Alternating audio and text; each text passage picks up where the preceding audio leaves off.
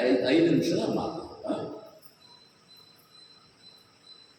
ಹರೇ ಶ್ರೀನಿವಾಸ.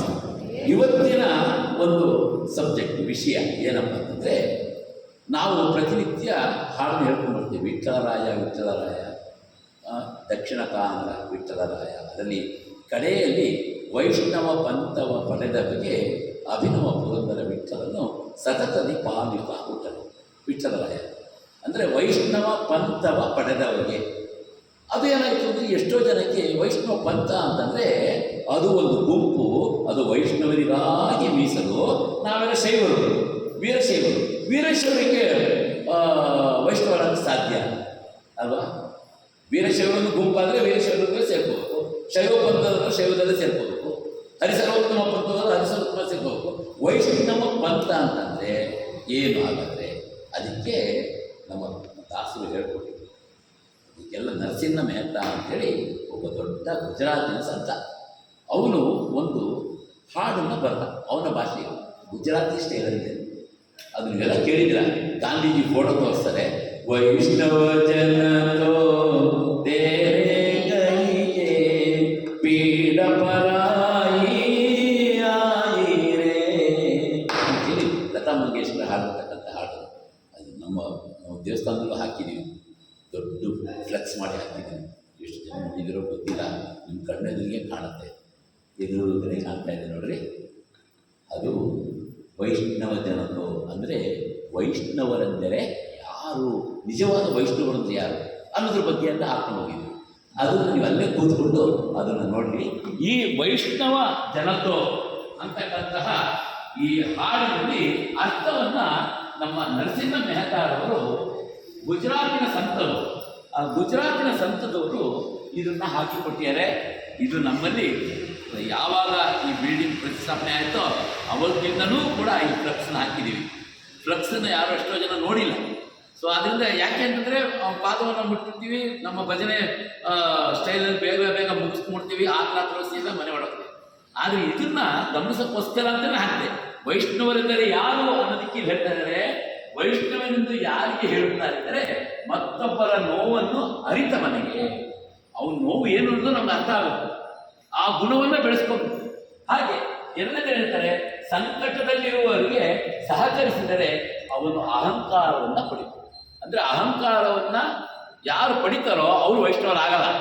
ಯಾರಿಗೆ ಅಹಂಕಾರ ಇರೋದಿಲ್ವೋ ಅವರು ವೈಷ್ಣವರಾಗ್ತಾರೆ. ನೋಡಿ, ಅದು ಗುಣ. ವೈಷ್ಣವ ಅನ್ನೋದು ಒಂದು ಗುಣ.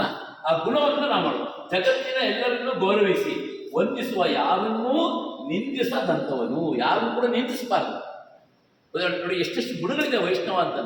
ಹಾಗೆ ನೋಡಿ, ಮಾತು ಕಾರ್ಯದಲ್ಲಿ ಪರಿಶುದ್ಧನಾದವನು ಹೆತ್ತ ತಾಯಿಯೇ ಧನ್ಯಳು. ಅಂದರೆ ಮಾತು ಮತ್ತು ಕಾರ್ಯ. ಮಾತು ಅಂದರೆ ಅವನು ಹೇಳೋದು, ಹೇಳಿದಂತೆ ನಡೆಯೋದು. ಹೇಳುವುದು ಕೆಲವರು ಇರ್ತಾರೆ, ಹೇಳೋದೊಂದು ಮಾಡೋದೊಂದು ಅಲ್ವಾ? ಅದೇ ಗಾದೆ ಹೇಳ್ತಾರಲ್ಲ, ಮನೆ ಬೃಂದಾವನ ಅಂತ ಹೇಳ್ತಾರೆ. ಆ ಥರ ಇರಬಾರ್ದು ಅಂತಾರೆ. ಯಾರು ಮಾತು ಇರಬೇಕು, ಮಾತಿನಂತೆ ಕಾರ್ಯವೂ ಕೂಡ ನಡೆಸಬೇಕು. ಅದು ಒಂದು ಗುಣ, ವೈಷ್ಣವ ಗುಣ ಅದು. ಹಾಗೇನೆ ಎಲ್ಲರನ್ನೂ ಸಮಾನವಾಗಿ ಕಾಣುವ ಬೇರೆ ಹೆಣ್ಣನ್ನು ತಾಯಿಯಂತೆ ಗೌರವಿಸುವುದು. ಯಾರು ಬೇರೆ ಸ್ತ್ರೀಯರನ್ನ ನಾವು ತಾಯಿಯಂತೆ ಗೌರವಿಸ್ಬೇಕಂತೆ. ಮತ್ತೆ ಅದು ಹೇಳ್ತಾರೆ, ಎಲ್ಲರನ್ನೂ ಸಮನಾಗಿ ಕಾಣಬೇಕು. ಪ್ರತಿಯೊಬ್ಬರಲ್ಲೂ ಕೂಡ ಭಗವಂತ ಇರ್ತಾನೆ, ಆ ಭಗವಂತನಿಗೆ ನಾವು ಶರಣಾಗಬೇಕು. ಎಲ್ಲರನ್ನೂ ಕೂಡ ನಾವು ಸಮನಾಗಿ ಕಾಣಬೇಕು. ಅಂತಹವನು ವೈಷ್ಣವ ಅಂತಾನೆ. ಹಾಗೆ ಎಂದಿಗೂ ಸುಳ್ಳಾಡದವ. ಯಾವತ್ತೂ ಕೂಡ ಅವನು ಸುಳ್ಳು ಆಡಲೇಬಾರದು. ಯಾರು ಸುಳ್ಳು ಆಡ್ತಾರೋ ಅವನು ವೈಷ್ಣವ ಅಲ್ಲ. ನೋಡಿ, ಗುಣ ಹೇಗಿದೆ, ಆ ಗುಣವನ್ನ ಹೊಂದಿದವನು ವೈಷ್ಣವ. ಸುಳ್ಳು ಆಡದವನು ವೈಷ್ಣವ. ಮತ್ತೊಬ್ಬರ ದುಡ್ಡಿಗೆ ಕೈ ಹಾಕದಂಥವನು. ಯಾವುದೋ ಆಸ್ತಿಗೆ ಪಾಸ್ತಿ ಸಿಗ್ತದೆ, ಆ ದುಡ್ಡು ಕೈ ಹಾಕೋದು, ಅವ್ರನ್ನ ಆಸ್ತಿ ಲಪ್ಟಾಯಿಸೋದು ಅಂತಹ ಗುಣವನ್ನ ಯಾರು ಹೊಂದಿರ್ತಾರೆ ಅವರು ವೈಷ್ಣವ ಆಗೋದಿಲ್ಲ. ಅವ್ರು ವೈಷ್ಣವರು ಯಾರಾಗ್ತಾರೆ? ಮತ್ತೊಬ್ಬರ ದುಡ್ಡಿಗೆ ಕೈ ಹಾಕಬಾರದು. ಅಂತಹ ಗುಣವನ್ನು ಹೊಂದವನು ವೈಷ್ಣವ. ಹಾಗೆ ಮೋಹ ಮಾಯೆಗೆ ಒಳಗಾಗದವ. ದೃಢ ವೈರಾಗ್ಯವನ್ನು ಹೊಂದಿರತಕ್ಕಂಥವನು, ಅವನು ದೃಢ ವೈರಾಗ್ಯವನ್ನು ಹೊಂದಿರಬೇಕು. ಮತ್ತೆ ಮೋಹ ಮಾಯೆಗೆ ಒಳಪಡಬಾರದು. ಹಾಗೆ ರಾಮನ ಹೆಸರನ್ನು ಯಾವಾಗಲೂ ಹೇಳ್ತಿರ್ಬೇಕಂತೆ. ಶ್ರೀರಾಮ ಶ್ರೀರಾಮ ಅಂತ ಹೇಳಿದ್ರು ಉತ್ಸಾಹಿತನಾಗಿದ್ದ ಎಲ್ಲ ತೀರ್ಥಕ್ಷೇತ್ರಗಳು ಅವನಿಗೆ ವೈಷ್ಣವ ದೇಹದೊಳಗಿದ್ದವನು. ಯಾವಾಗಲೂ ರಾಮನಾಮ ಜಪ ಯಾವುದು ಪಾಂಡುರಂಗನ ಜಪ, ಪಾಂಡುರಂಗ ವಿಠ್ಠಲ ವಿಠ್ಠಲ ಅಂತ ಹೇಳ್ಕೊಂಡಿದ್ರೆ ರಾಮ ಬೇರೆ ಅಲ್ಲ, ವಿಠ್ಠಲ ಬೇರೆ ಅಲ್ಲ. ಸೊ ಅದನ್ನು ಹೇಳ್ಕೊಂಡು ಹೋಗಿ ದುರಾಸೆ ಮತ್ತು ಜಿಪುಣತನದಿಂದ ಮುಕ್ತನಾದವನು. ಜಿಪುಣತನ ಇರಬಾರ್ದು, ಧಾರಾಳತನ ಇರಬೇಕು. ನೋಡಿ ಎಂತೆಂಥ ಗುಣಗಳಿದೆ, ವೈಷ್ಣವ ಅಂದರೆ ಎಂಥ ಗುಣಗಳಿದೆ ನೋಡ್ರಿ. ಅಂತಹ ಗುಣವನ್ನು ಹೊಂದಿದವನು ವೈಷ್ಣವ ಅಂತ ಅರ್ಥ. ಆ ಭಾವನೆಯನ್ನು ಇರಬೇಕು. ಮತ್ತೆ ಮುಕ್ತನಾದವನು, ಕಾಮ ಸಿಟ್ಟುಗಳಿಂದ ಮುಕ್ತನಾದವನು ವೈಷ್ಣವನಾಗಿರ್ತಾನೆ. ಸಿಟ್ಟಿರಬಾರ್ದು, ಕೋಪ ಮಾಡ್ಕೋಬಾರ್ದು, ಕ್ರೋಧ ಇರಬಾರ್ದು, ಅಂತಹವನು ವೈಷ್ಣವನಾಗ್ತಾನೆ. ಇಂತಹ ನರಸಿ ಅಂತಂದರೆ ಇಲ್ಲಿ ಬಂದಿರತಕ್ಕಂಥವ್ರು ಗುಜರಾತಿನ ಸಂತ ಶ್ರೀ ಶ್ರೀ ನರಸಿಂಹ ಮೆಹ್ತಾ ಅಂತೇಳಿ ಗುಜರಾತ್ ಸಂತ ಬಂದ. ಆ ದರ್ಶನವನ್ನು ಯಾರು ಪಡೆಯುತ್ತಾರೋ ಅಂಥವನು ಇಡೀ ಜಗತ್ತಿಗೆ ಪುಣ್ಯ ಪ್ರಾಪ್ತಿಯನ್ನು ಹೊಂದುತ್ತಾನೆ ಅಂತ. ಆ ತರಹ ಗುಣವನ್ನು ಹೊಂದಿದವನು ಏನಾಗ್ತಾನೆ, ವೈಷ್ಣವನಾಗ್ತಾನೆ. ಅಂತಹ ಪಂಥವನ್ನು ನಾವು ಪಡಿಬೇಕು. ಅಂತಹ ಗುಂಪನ್ನು ನಾವು ಪಡೆದಾಗ ಭಗವಂತ ಅಭಿನವ ಪುರಂದರ ವಿಠ್ಠಲನು ಸತತದಿ ಪಾಲಿಪ, ಯಾವತ್ತೂ ನಮ್ಮನ್ನು ರಕ್ಷಣೆ ಮಾಡ್ತಾನೆ. ಇಂತಹ ಗುಣಗಳನ್ನು ನಾವು ಬೆಳೆಸ್ಕೊಳ್ಬೇಕು. ಅಂತಹವನು ವೈಷ್ಣವ. ವೈಷ್ಣವನಿದ್ದರೆ ಇಷ್ಟು ಗುಣವನ್ನು ಯಾರು ಹೊಂದಿರ್ತಾರೋ ಅದಕ್ಕೆ ವೈಷ್ಣವ ಅಂತ ಕರೆಯೋದು.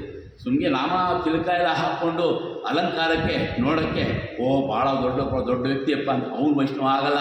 ಅವನೆಲ್ಲ ಕಾಮಕ್ರೋಧಾದಿಗಳು ಇಟ್ಕೊಂಡಿರ್ತಾನೆ ಅಂತ ಅವನು ವೈಷ್ಣವದಿಂದ ಆಗ್ತಾನೆ. ಕಾಮಕ್ರೋಧಾದಿಗಳೆಲ್ಲ ಬಿಡಬೇಕು. ಇಂತಹ ಗುಣಗಳನ್ನು ಯಾರು ಹೊಂದಿರ್ತಾರೋ ಅಂಥವನು ವೈಷ್ಣವ ಆಗ್ತಾನೆ ಅಂತೇಳಿ ನರಸಿಂಹ ಮೆಹ್ತಾ ಅವರು ನಮಗೆ ತೋರಿಸ್ಕೊಟ್ಟಿದ್ದಾರೆ.